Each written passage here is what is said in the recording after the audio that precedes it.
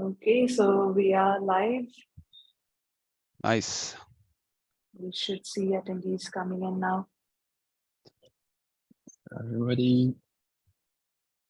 Hey everyone, thanks for joining the webinar today. Let's wait for 2 more minutes for more people to join, and then we can get started.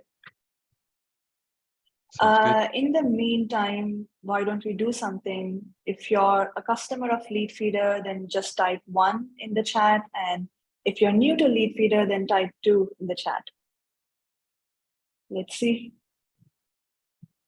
Whoa. Plenty of customers, a few new people too. Awesome. Okay.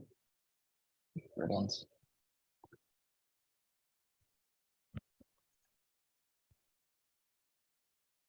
Great. So we have 70 participants. So glad you guys could join the webinar today. So before we get started, I just want to set the tone here. If you have any questions during the session, you have Q&A box. So send in your questions and we will answer them at the end of the presentation. And we are recording this webinar, so you should receive the recording in a few days so you can play back and watch it later or even share it with your team. So I think it's time to get started. So good morning to everybody who's logging in from the US, and good evening to everybody from the rest of the world. Thank you for joining our webinar on how sales teams can use Leadfeeder to close more deals. And I'm Sanjana, and I'm the product marketing manager here. And I have Phil and Marcus, who will be our speakers today. And I'm going to let them introduce themselves now. Hello, everyone. So yes, I'm Phil. I'm, as the slide says, it's inbound sales manager at Leadfeeder. So I've been with the company for just over 4 years. Funnily enough, I'm usually based in Dublin, Ireland, but currently I'm in Mauritius, where I started my sales career as an SDR, more than 10 years ago. So yeah, looking forward to speaking to you and giving as much value as possible. So yeah, please feel free to ask multiple questions in the chat, and we'll make sure that we answer all of them and give you as much value as possible. Thank you, Phil. So hello, everyone. My name is Marcus. As you can see, I'm managing the Swedish outbound sales team at Leadfeeder. Done so for a couple of years. Started off as a sales professional at Leadfeeder 3 years ago, a little bit more. Before that, I was in the finance industry in various positions, but all have been sales related basically since my graduation. But yeah, looking forward to get cracking.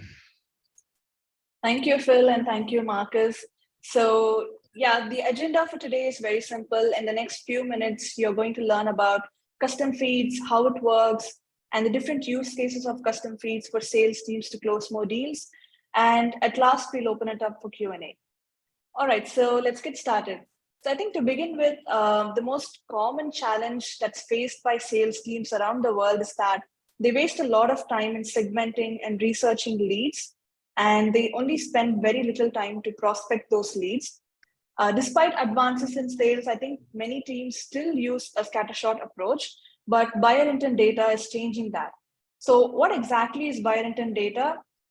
Intent data is information collected about your leads' online behavior that indicate that they are ready to make a purchase decision. So B2B buyer intent data includes information like whether a company has visited your website, what pages they read, and the topic they're most interested in. So this information helps sales teams to spot quality leads, reactivate lost deals, spot cross-selling opportunities, and a whole lot more.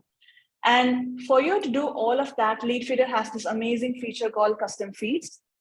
So custom feeds lets you segment your website visitors based on their online behavior, like the pages they visit or the content they read or the videos they watch, etc.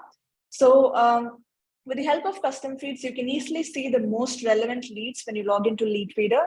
So you don't have to waste your time on segmenting leads, because custom feeds will do that for you in the backend automatically. And the best part is you don't even have to log into Leadfeeder to see your feeds every time. If you just subscribe to these feeds, you'll receive daily or weekly alerts to your email when a new company matches your criteria. So this is just a quick introduction, but I have Phil and Marcus here to take you through the top 10 use cases of custom feeds in detail, and also show you a little demo of how you can set them up in Leadfeeder. So I'm going to pass the mic to Phil now. Yeah, awesome. Thank you so much, Sanjana. I think it was great to put some context around, buyer intent data. I mean, we breathe it and live it at Leadfeeder on a daily basis, but it's great to be able to put some context. We will quickly dive through the 10 use cases, and don't worry, we will also cover them during a demo. So we'll go through the 10 use cases really quickly for the next few minutes, and then show you a demo of how to set those custom feeds. And yeah, just to be able to have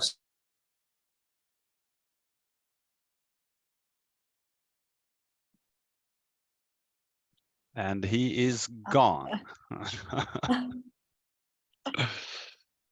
Nice one. Okay. Let's see if it comes in. Yeah. Otherwise, I'll wing it. Yeah, sure.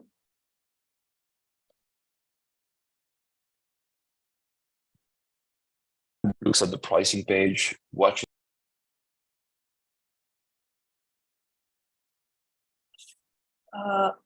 Phil, are you there? I don't think so.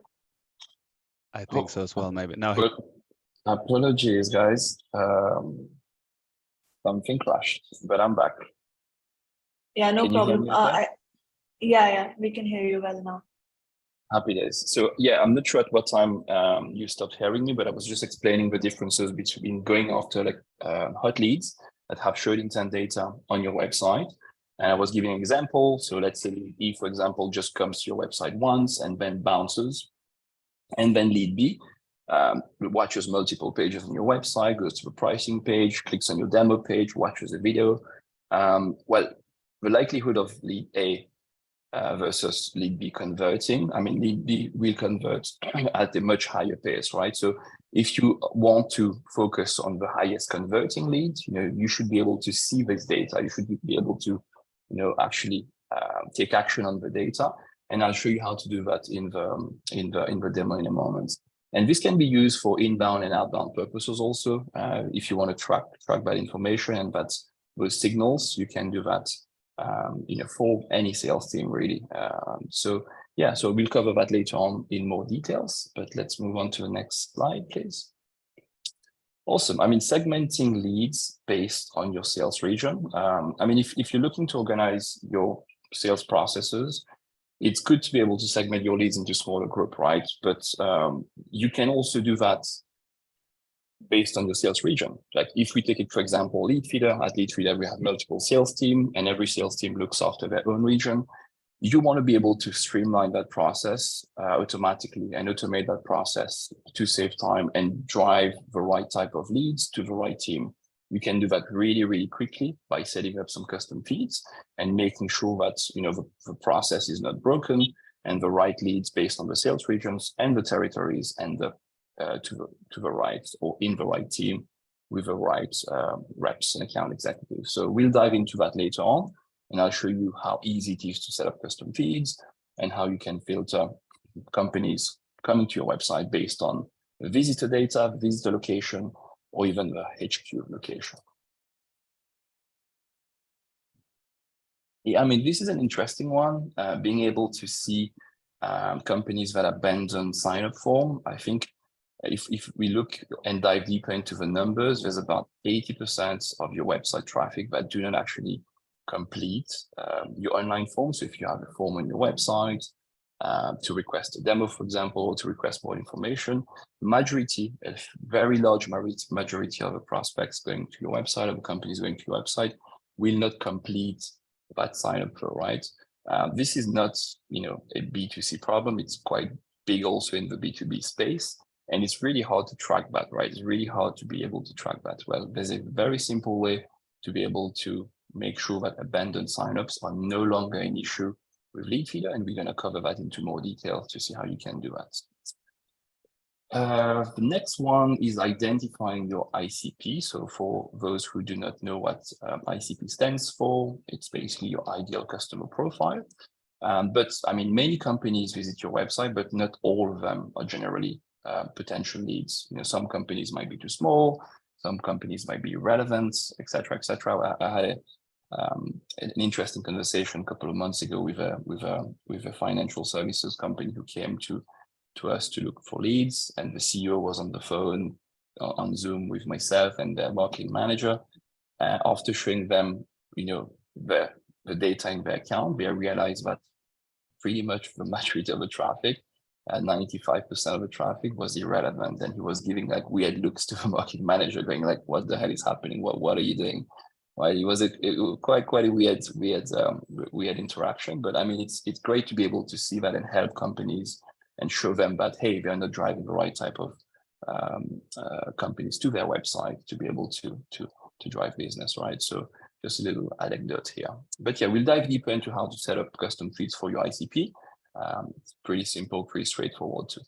And yeah, the fifth one for me is discovering what are your open deals looking for. I mean, this is probably my favorite one. So we have a pretty good process internally in the inbound team, where as soon as a deal or a company is qualified, they fall into our CRM. So we use Pipedrive internally, they fall into a CRM as an open deal. And immediately we can see what that open deal is doing on the website, right? So we can see exactly what they're doing, what pages we're checking on the site. And we're able to then personalize our sales outreach, personalize our cadences to make sure that we give best experience to the prospects who are signing up, and making sure we reach them at the right time with the right messaging. We have some integrations and some integrations with Slack going into our account internally. I'll dive deeper into that later on. But I mean, most sales reps have no idea what their prospects are doing on their website, right? So this information is really kind of a game changer to be able to help them close more deals and shorten the sales cycle. So we'll dive deeper into those use cases later on. I will pass the mic to Marcus now, who will cover the next. Thank you, Phil.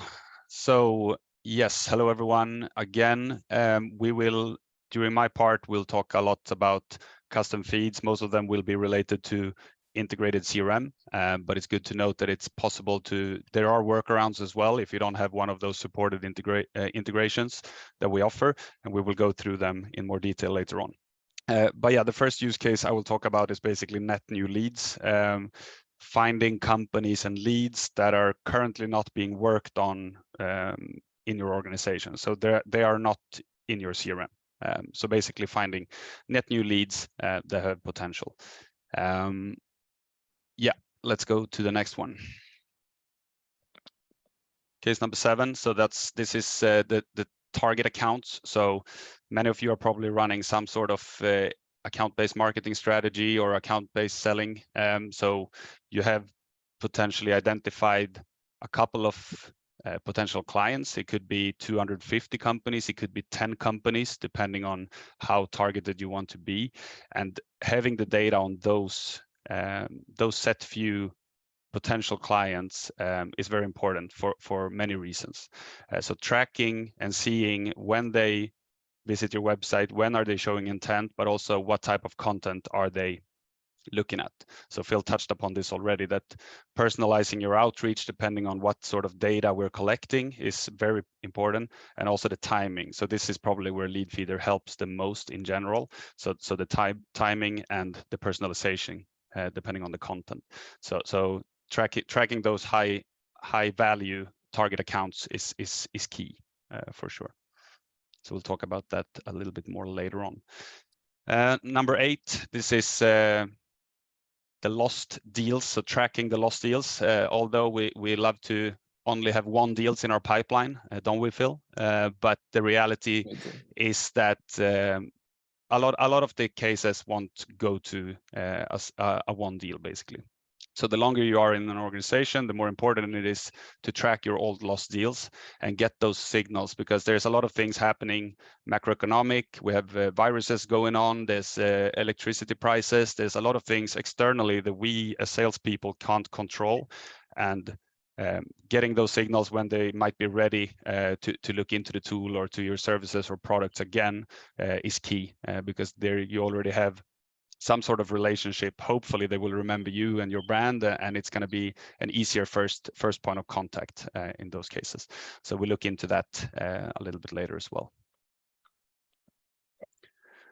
Number 9 is basically if we flip the last one. So we just talked about the lost use case, tracking lost deals. Here is where we want to find upsell and cross-sell opportunities on won deals, basically.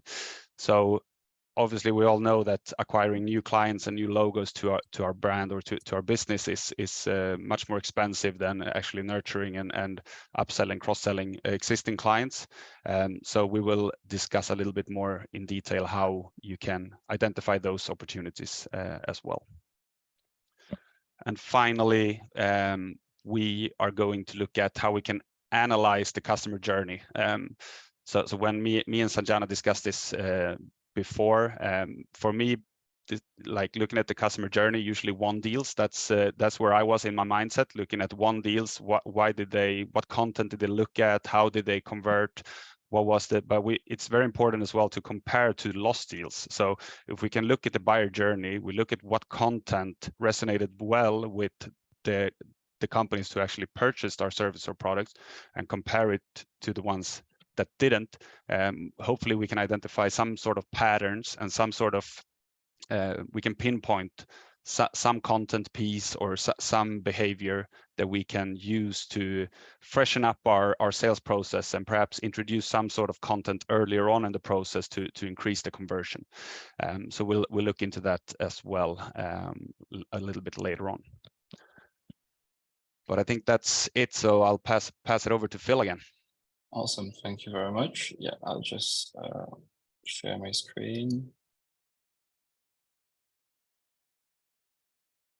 and show you a quick demo of the platform. So yeah, there was a lot of ones. There are a lot of customers that are currently using Leadfeeder, right? But there was also a few tools today. So companies that have never maybe seen Leadfeeder. So I just wanted to show you a quick overview of the platform. We will dive deeper into the use cases that we just mentioned. So the first, the top 10 kind of sales use cases. We'll dive deeper into them in a moment. But first, I just wanted to show you a quick overview of the platform. So as you can see on the right-hand side, you see kind of a firmographic data of a demo account of Leadfeeder. So this account is tracking our current website. So you can see there's about, let me see, 11,000 companies who visited our website the last 7 days. On the right-hand side, you see the high-level overview of the type of companies that are visiting. So the top industries, IT, computer software, etc. And then you see the top countries, so the US, the UK, and Finland. In the middle, you see all the companies that have visited the website, company name, location, industry. You can see that there's a bunch of companies that are actually currently live on our website. We are currently on our website at the moment as we speak. And on the left are the feeds, the custom feeds, and how you can use them to segment all the data. You know, our sales team, as amazing as they are, they will not have time to go into and reach out to 11,000 companies.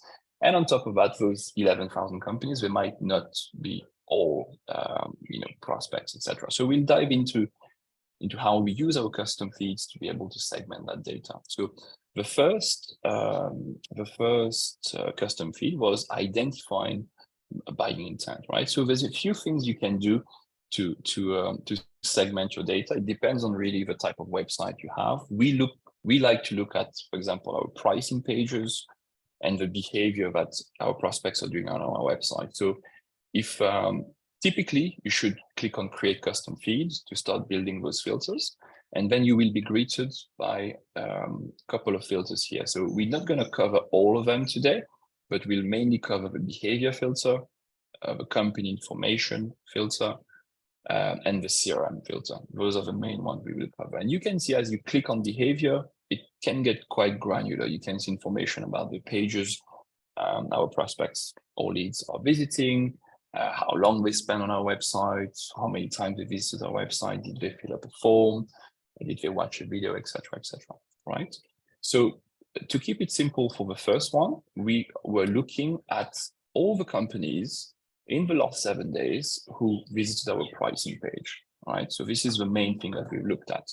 You can edit this feed with a Leadfeeder, and you can get way more granular. So if you look at only the pricing page, you will have X amount of companies over here. But if you want to get a bit more targeted, let's say, for example, you don't have the resources, you don't have 20, 30, 50 salespeople, you only have 5 salespeople, and they don't have time to go after 540 companies.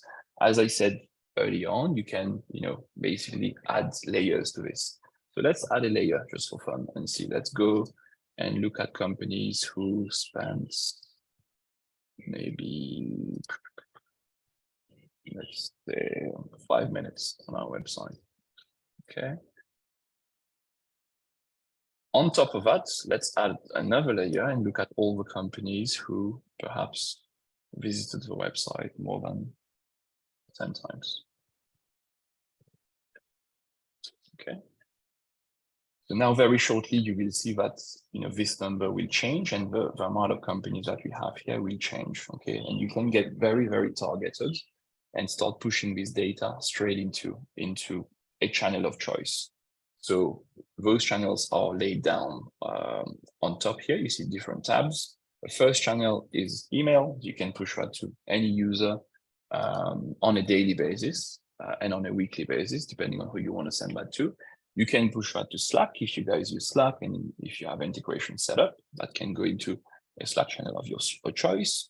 You can remind the salespeople to and get notifications as soon as the lead comes in on a daily basis in the morning. You can also push that data straight into your CRM. So if you have a CRM that we integrate with, so we integrate with some of the main ones like the Salesforce and the HubSpot and the Pipedrive, etc. You can push that data straight into a CRM. You can even configure what data is pushed into the CRM. So as you can see here, you can select or choose to push or create a company, a leads, a deal. You can even choose the pipeline, the deal owner, and you can go as far as creating an activity into a CRM. So the salesperson will be notified, hey, there's a new lead that have showed all those kind of signals, been on the website for more than 10 times, spent more than 5 minutes on the site, looked at the pricing page, and they will be notified immediately, and you can reach and use that information then to target more effectively your prospects. Okie dokie. So let's perhaps keep the same feeds and jump into the sales region, right? A lot of our teams out there have specific territories. If you have specific territories, you might want to segment your leads based on those territories, right? So if we keep the same filter, but let's say decide to look at companies within the UK as an example, you would just go to company information, and then you can do two things. You can filter based on the HQ, so the headquarters of that company, so you can see the company country here, but you can also filter based on the visit country, so where the visitor came from. So you have a choice to do both. Let's keep it simple here and just go with company country, and we'll choose our English friends. Okay.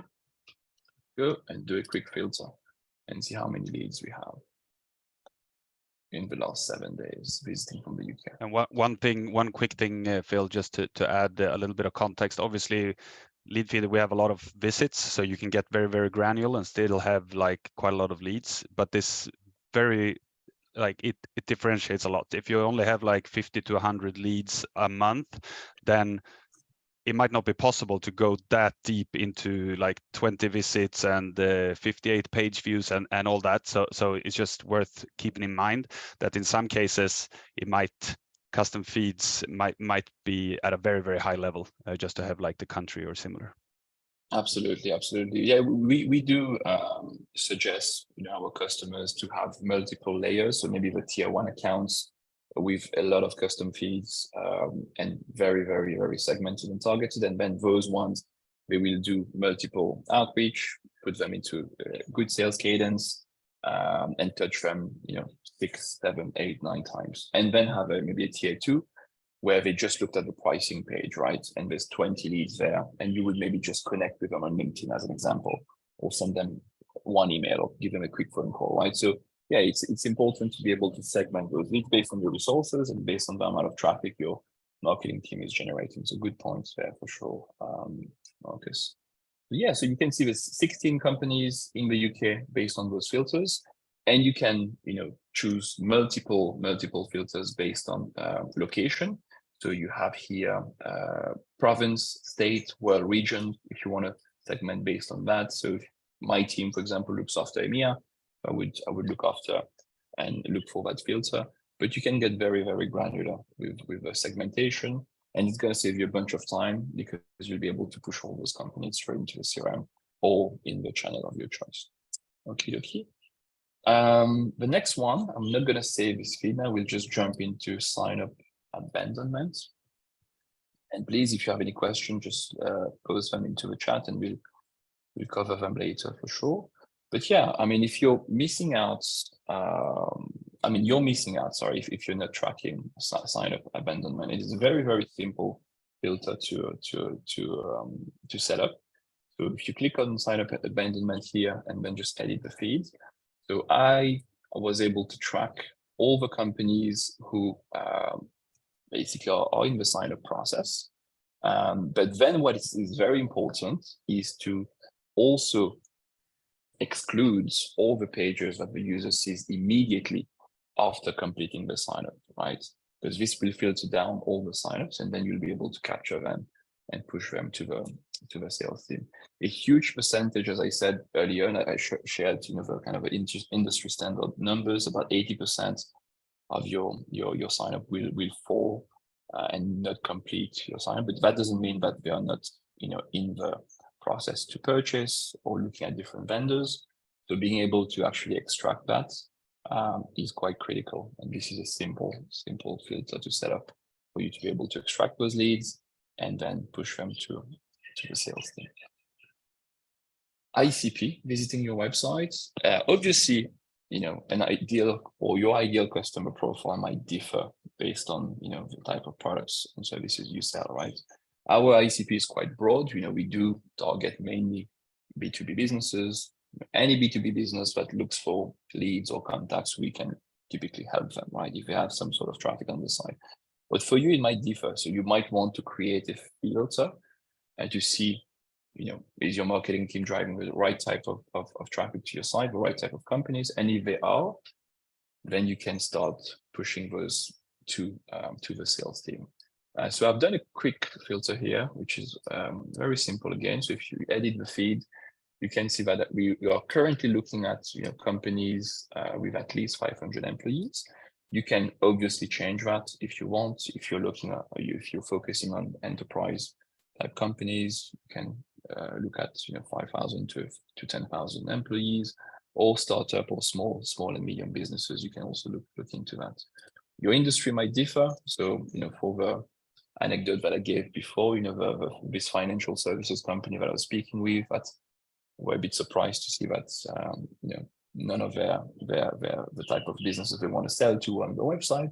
They were looking for example, banks, right? They were looking for banks and financial institutions. So when they realized there was no companies coming to their website, they were quite surprised and shocked. But you can do the same thing. You can try to find the type of companies that you want to sell to and make sure you have a right industry here. Okay, and finally, visit country. This is another good one, but you can have access to every single filter and go deep into it, right? So go deep into what your ICP is, define your ICP first, and then do the filters, do the segmentations, and push that data into your CRM. Now we're going to my favorite one, which is open deals. Okay.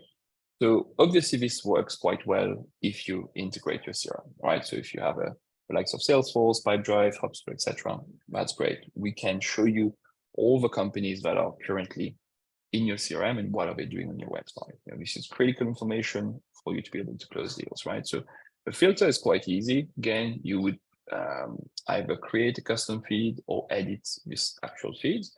And as you can see here, we are looking at all the deals in the CRM that are open. Marcus will cover some other use cases with lost opportunities later on, but now we're just looking at the open ones. And you can also select that based on different owners. So for my team, we use different accounts, and I have custom feeds set up for every single account executive. And they have a ping on Slack every time one of their deals look at, for example, a pricing page. And you could set that up for you too. If you don't integrate with a CRM that we provide, you can actually use also a feature that we have in the settings called imported list to import the companies that are currently in your pipeline. Yes, you will have to obviously refresh that list and import possibly multiple times depending on the sales cycle, but it's also a pretty good way to do it if you don't use a CRM, if you don't have a CRM that we integrate with. So I'll just show you quickly how to do that. If you go into settings on the top right corner here, go into account tab, and then go into imported list. So you can see we have multiple lists that we have imported into this particular demo account. We went to an event recently, a SaaS event called SaaS Talk in Dublin, and we wanted to see companies who visited our website based on that event, right? So another use case that we won't have time to talk about, but just wanted to mention it. But here you could import a list of all your prospects. Super simple. You just need a CSV file and 2 pieces of data on that CSV file. You need the company name and then the website address. That's it. You upload the file, click select, go back to your leads, and then you literally just click on create custom feed, choose the company info filter, and then you look for imported company list. And here you will see the list that you have imported and all the deals that are visiting your website. So you can choose a list, click add, and you'll see that straight away, right? So it's a way for you to be able to use this feature, even if you don't have an integration. So and just to add, I'm just gonna point out, obviously with the imported company list, because a lot of the use cases I will cover later on, they could also be done with imported company list, and you can switch sort of the rule in between there as well. So if you upload the client list of clients, you can just dictate imported company list is not existing clients, for instance. So it works both ways, and it can be used as well in the use cases I will cover just now. Absolutely, there's many use cases for the imported list feature, but and we will try to do our best to cover all of them. But yeah, thank you, and I'll stop sharing for Marcus to take over. I'll take over. Let's see. There we go. You can see my screen? Yes. Perfecto. Okay.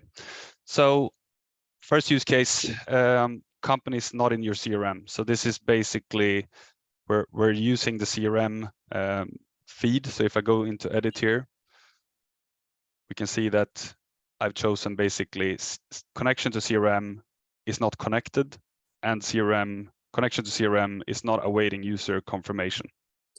So the reason why I have both of these and not just is not connected is because when you integrate your CRM, you might have multiple companies or organizations that are named the same. So there might be duplicates in the CRM, and that means that we can't automatically match with one or the other. So then you would have to manually click and connect with the one you prefer, basically. So this filter would filter out both the unknowns or the duplicates, but also the ones that are confirmed to not be in your CRM, basically. And the idea here is for new business. So here is just a starting point of getting new leads that you're not working on, your colleagues aren't working on, they're not in the CRM, so they're up for grabs, basically. And what we do on top of this is we add some sort of intent filter or some sort of getting more granular and getting more intent data on those leads, which Phil showed earlier. So this is just an example where we have visits should be at least 3, and then they're qualified.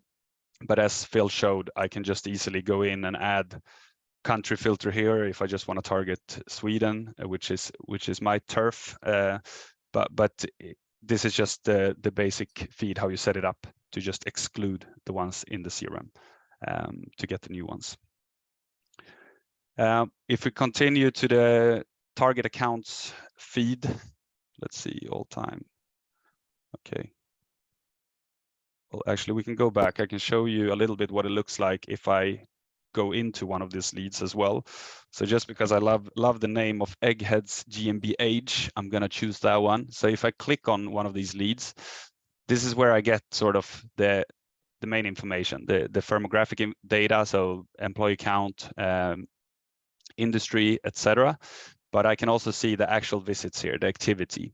So if I click on the biggest visits, which was 13 pages long, I can just expand on it and I can see they came through a referral. I can see which referral they came from, if some website mentions some backlink of some sort, and we can see exactly how they navigated on the website. So this is where we can see what type of content and what type, maybe you're selling a lot of different products, a lot of different solutions. So this is a good way of pinpointing where their interest might lie and perhaps which sales team should it go to, or perhaps which type of content should we, or messaging should we use in our outreach towards these companies or this company in general. And we can see that GDPR is important as well, and I'm not too surprised. Being the Germans, we're quite GDPR strict in the Nordics as well, but I think the Germans they beat us a little bit on that side. On the target accounts, discussed it a little bit earlier, but let's see if we can get some data. If not, I'll just talk around it. But this is the account-based marketing, account-based selling approach. You've already done a good job identifying your ICP. You've expanded and seeing, okay, which of these companies or all of these companies are high interest of ours. So how can we make sure that we're not losing out on any of the data that we get from Leadfeeder?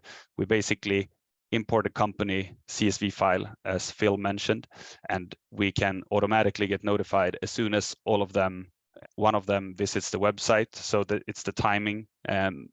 We get help on when are they in the market, when are they researching. They might be looking at your website, they might be looking at competitors, they're gathering information.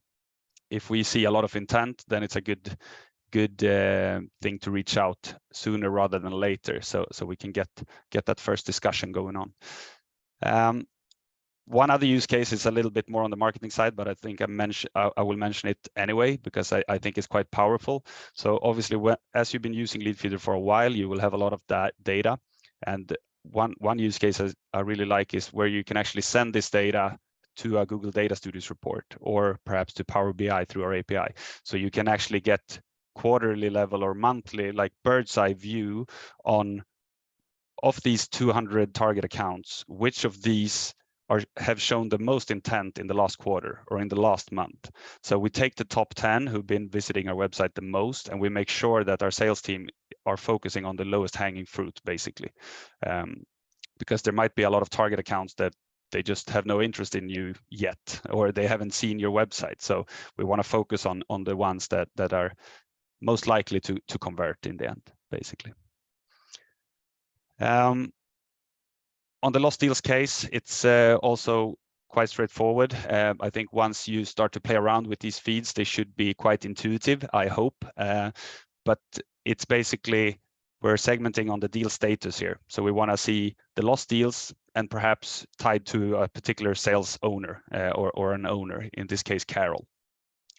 And we basically make sure that all the custom feeds that we create for our team, and that we suggest that you do the same, they should always have some sort of automation or some sort of information sharing feature in the background. So we put straight to Slack, straight to your email at 9 a.m. each morning. You see which lost deals from before came in the day before, basically. Or we just send it straight with an automation to the CRM if applicable. But yeah, this is just a good example. Obviously, I discussed earlier about economic uncertainty we're facing now. Not everyone can pull the trigger and invest, a little bit more risk avert. They might really enjoy your products, your solutions, your services, but they just can't do it quite right now. And that's obviously a problem we're all facing. There's always something going on, as we know. But if we can monitor and see when are they in the market again, when are they coming back to the website, make sure to reach out, because then we already have a contact person. Hopefully they still work at the company, but we never know. But we try first of all, and then we pick up the phone or send a LinkedIn message or similar, depending on how you prefer to work. But it's just the signals that the timing is there. They are curious again. They're probably willing to pick up the conversation if you're just being proactive and reaching out a hand to help them make the decision.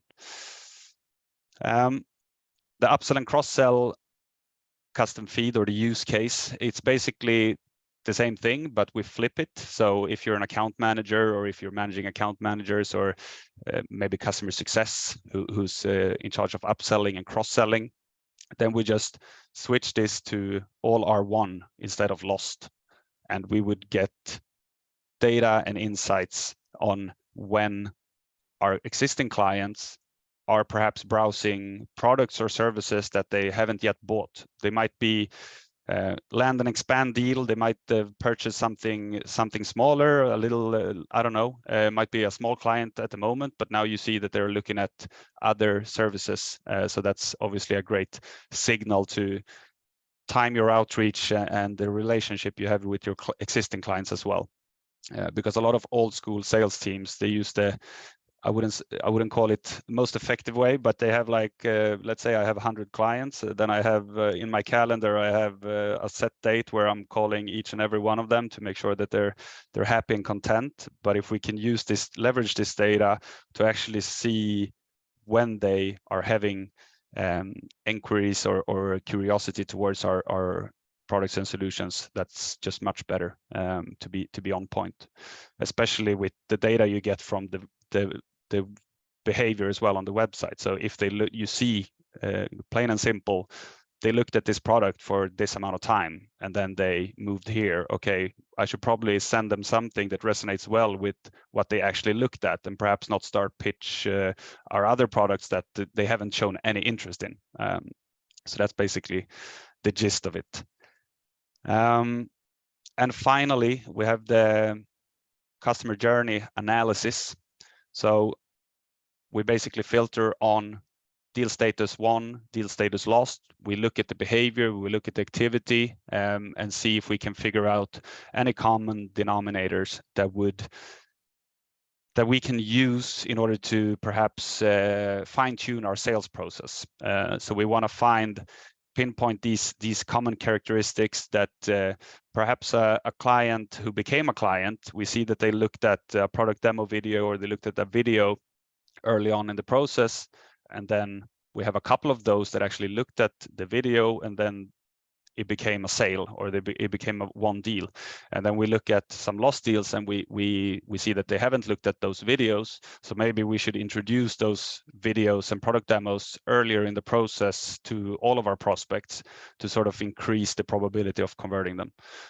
So it's a lot about just taking a look, segmenting the data so you see what's relevant for you, but then also deep diving and looking at the actual behavior and activity. What did they look at? How long did they spend? How much time did they spend? And make the qualifications based on that, and make sure that we are proactive and reaching out when the clients or potential clients are actually in the market for what we're selling and what we're offering. I think that is that. Do you have anything to add, Phil? I was just rambling on. No, I think you covered even a few things that were asked in the chats and some of the questions that were asked. I think you answered some of those. So no, I think we can move up to. You can see the presentation now, right? Yes. Yeah, I can. Yeah, let's Perfect. open up the Q&A. We have few questions. I'll start reading them one by one, and you both can take your turns to answer them. So the first question I have is, if I'd like to filter the edit feed to include only companies where there is a contact name and email of the visitor. The custom feed that only includes contacts of the visitor. Yeah. So is that? So there are two different contacts. So we can give you an example of potential contacts that are sort of suggested contacts. They are not necessarily the ones who've been on your website. But I also saw another question earlier when you were presenting, Phil, that ties into this a little bit when it comes to, is it possible to see the actual person? So we have the possibility to track forms on your website, but due to GDPR and technical difficulties as well. It's kind of tricky to find an anonymous visitor and know that it's Phil or Marcus or Sanjana that visits. So unless you have other tools that ties into Leadfeeder, such as MailChimp, HubSpot, ActiveCampaign, or similar, or we're tracking your forms, then it's not possible to track the actual person behind the visit. But you can filter and make a custom feed based on if there is an identified person, basically. So it kind of depends where if it's actual converted contacts or if it's suggested contacts, because I don't think we can filter out on if they have suggested contacts, or is that something I? No, you're absolutely right. I'm right. Yeah, absolutely. I can quickly yeah, I can stop my. Yeah, 1 second. I can quickly show this filter. But yeah, if you click create custom feed again and then go under behavior, identified visitors. So if we were able to identify those visitors, we will be able to filter them here. So that's for first custom feeds, behavior, and you can also see leads that have filled the form, for example. We do have integration, marketing integration with the likes of MailChimp, ActiveCampaign, and HubSpot also. So we're able to see, from those email campaigns, from the people who have actually signed up to your email campaign already, we can see them within Leadfeeder. You will see them under the people tab. But the majority of the leads, all the companies that you will see on your account, in the app, will not have an identified person. Having said that, that shouldn't stop you from selling anything. As Marcus has explained, you still use the same account-based selling methodology. So we are giving you account level and buyer intent data, but you still have to do the due diligence and find the right buyer persona. For example, for us, it would be the salesperson, the sales executive, sales director, VP of sales, chief revenue officer. We would go find this account and then find the buyer persona. We could also add marketing executives to that, so marketing directors, CMOs, etc., and we would then prospect that account, right? So it's not. You still need to do a bit of work. We are giving you a lot of information, but the due diligence on your side has still to be done. So yeah, I hope this answers your question. And I think you had also a question there about filtering contacts.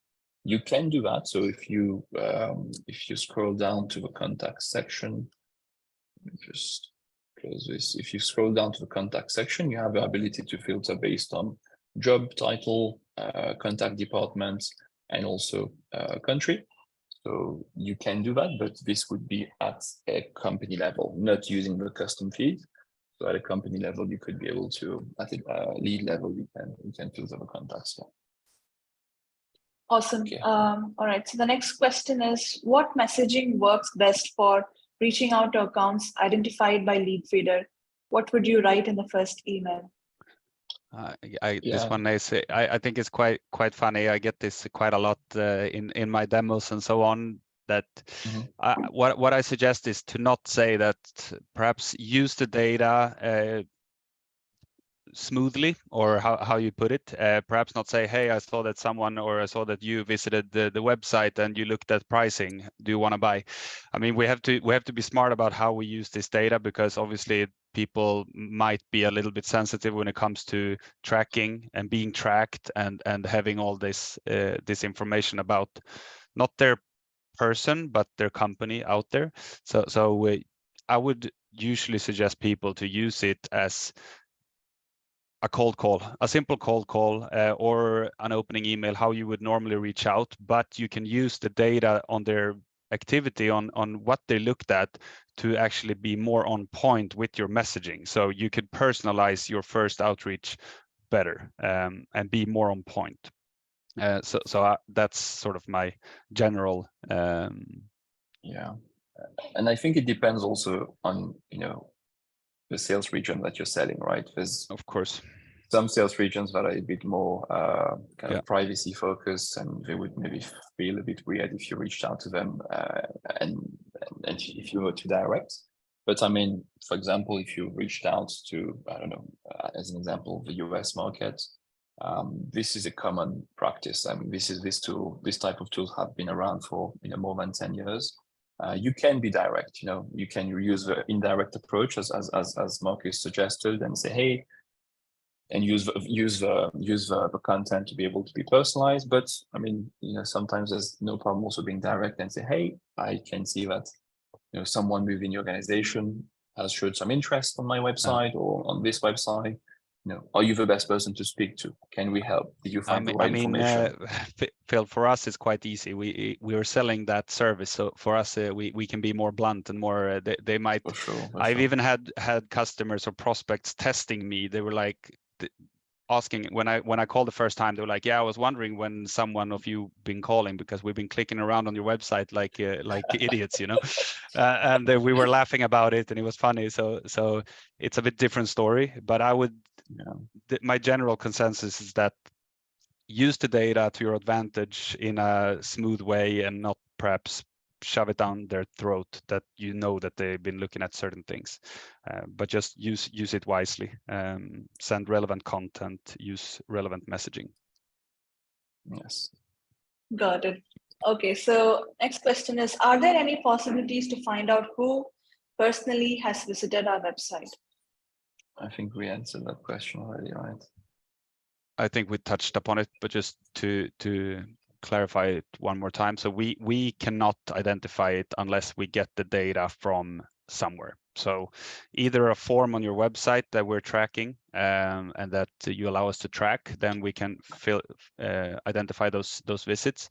Or if you're using HubSpot marketing suite, you're using MailChimp to send newsletters, maybe, or ActiveCampaign for that matter.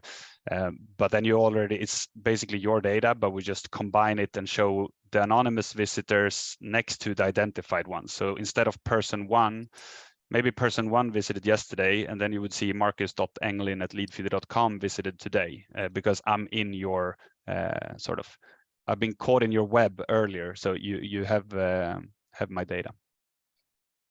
Got it. Speaking of HubSpot and contacts, we have 3 questions in the chat, so let's finish them off. One is, so if I have one person stored in HubSpot, then I'll be able to see when he or she is visiting our homepage. Is that correct? Yes, in your marketing platform. Yeah, in your marketing, not in the CRM. So if they're in the CRM, yeah. So if they're in the marketing side, we will actually be able to track them. Got it. And can you please talk about the contact information you provide for the companies that visit the website? How accurate are they? Contact, email, phone numbers? Yeah, I mean, we're launching a new kind of contact database, and it's as accurate as you get. Obviously, this information is kind of publicly collected information. So, if someone changes job within a week or so, it's very hard for us to know that, right? But it's the same. It's the same for other contact databases. So we do allow we do check those emails before revealing them, and to make sure that they are accurate and they're still working. And if we do not find, or if one email bounces, for example, we will not reveal that email to you. So we try to be fair in a way. But I mean, the contact database is quite it's quite big, quite huge. We have about 600 million contacts. So obviously, not every single one will be accurate based on people changing jobs on a daily basis. But yeah, huge probability of them being accurate is there. But yeah, there's only one way to find out. Just test it out yourself. Okay, cool. I think we answered the reveal credits question also a little bit. So yeah, I think there's one here that says, if the email bounces, what happened? I wasn't able to understand. Yeah, so if you see a contact that you want to reveal the contacts for, you click reveal contacts, and then we will do sort of the silent ping and see if it actually bounces or not. But if we are finding that email to be able to receive emails, then we will reveal it to you, and you will basically spend 1 credit. So that's how it works. Great. Okay, so moving on to the Q&A box. I also need more hints on how to find the personas that I should contact. A company with more than 5,000 employers is difficult to contact. Yeah, that is true, and it is. We don't have like a secret sauce to find the secret recipe for success here. It's one of those objections we handle a lot. Phil, would you agree? When it comes to the very big organizations. So it is tricky. We see the data, we see that they're interested, but it's very tricky to, unless we have like a very niche persona that we're always selling to. But that's always what my suggestion is, that we talk and we look at who do we normally go after. If we have if we're gonna make a campaign, we're gonna be proactive, we're gonna call these companies, maybe our target companies. Who would be the first person to contact in those companies? Would it be a C-level? Then it's hard to get a phone number. We have to use perhaps the marketing's help to create awareness and to get them a little bit further down the funnel.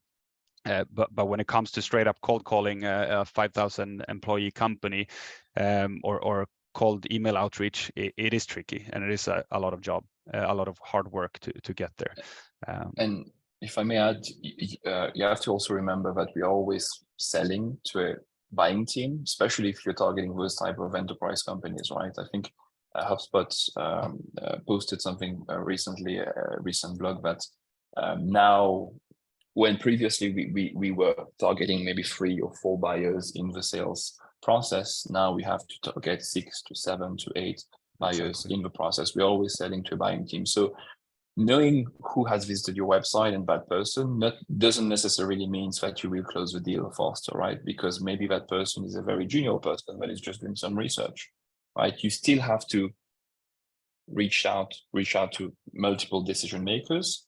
And kind of, I think this concept is called multi-threading, right? So reaching out to multiple decision makers in the buying decision process, and you need to identify that. So who are the buyer persona you want to target? So as I mentioned, for us, it's typically sales and marketing people, but for you, you need to be able to identify that. So spend some time identifying who they are. And then with the use of Leadfeeder and with the use of buyer intent data, you can target the right accounts, right? Because typically, let's say you don't use a tool like Leadfeeder, you would still go after that account anyway, and you would still do the same job, but you don't know if that account has showed any interest or is in the kind of a buying process, right? So we are doing a lot of heavy lifting for you, ensuring you have the right account. So you have, the passion to go after that account, right? Because you know that they have showed an interest, and you can see multiple people if multiple people have visited the website. So you know there's some discussions happening, there's a buying team speaking about possibly your product and services, and you will go after them. So the methodology doesn't change, but we are just helping you focus on the right account at the right time.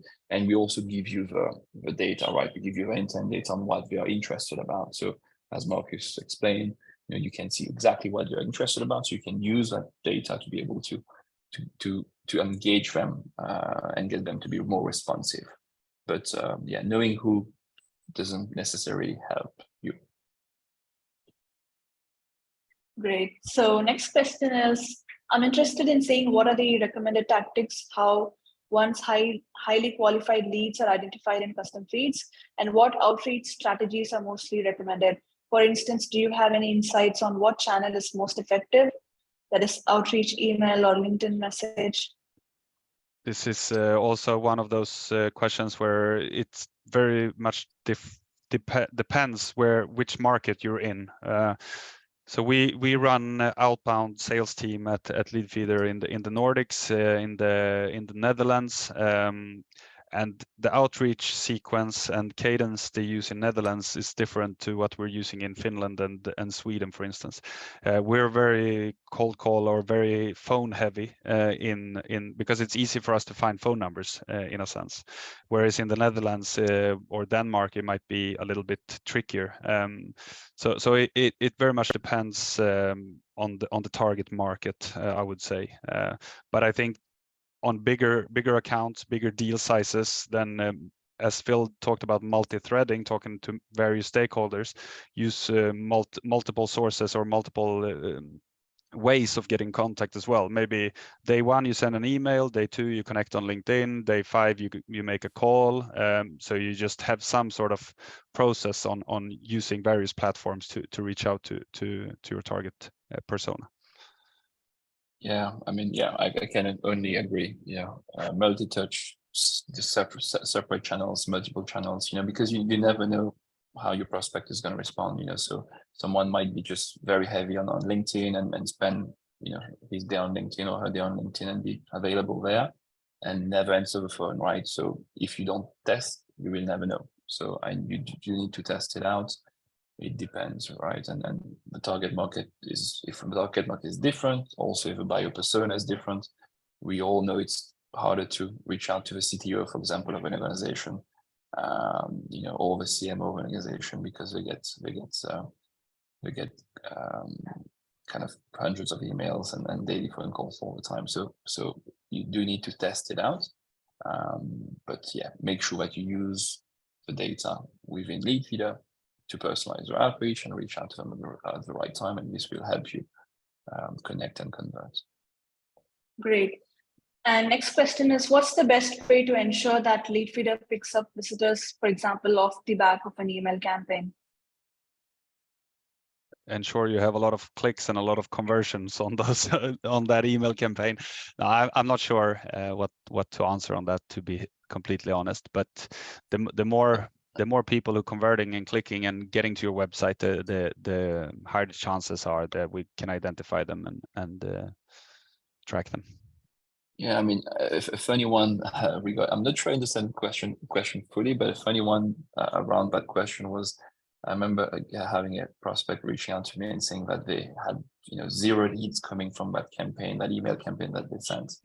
And then after investigating that email, there was no links to the website. So they had forgotten to include any links to the website. Obviously, Leadfeeder tracks IPs visiting your website, so it's quite important to add a link to your website on it, or we will not be able to track anything. So it's a funny story, but yeah, I hope this, Marcus, answered your question. Cool. And are you able to duplicate a feed, that is, set all the filters tied to CRM contacts tied to one salesperson, then duplicate it for another salesperson? Yes, I can show quickly how it looks. Let's see, there we go. So once you've created a custom feed, we can take this as an example. We can go to edit feed, and we click on more, and we can duplicate feed. So then it would just have the same name, the same parameters in it, but it would just say duplicate. So then you can just adjust it the way you want, and then put another sales rep as the email subscriber, for instance. So it's possible to duplicate. Great. And one more question. Using Leadfeeder as a classic salesperson by not playing out content is hard for me to get in contact to the relevant person. I think you need to give us a bit more context here. I'm not sure I understand this question. No problem. We can just skip this. It's hard for you to reach out to the right person without playing with the right content. Yeah, Peter, if you could just maybe give us some more context here. Happy to answer your question. You can also reach out directly to us on LinkedIn. Sure. Yes. Yeah. And one last question. Can you talk about credits? What does that mean and how do you spend it? Yeah, this is more for prospector. This is a product that we're launching very soon. It's not,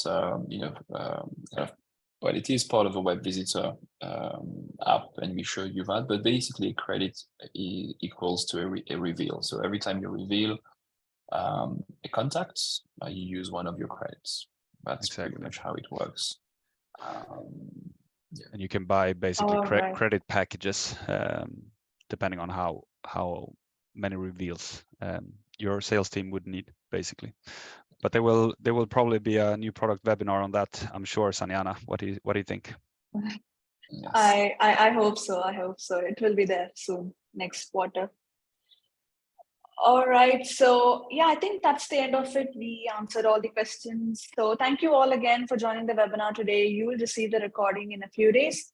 Keep your eyes on the inbox until then, and see you again in the next webinar. Thanks and bye. Thank you very much. Pleasure. Bye, guys. Bye-bye. Bye. Bye.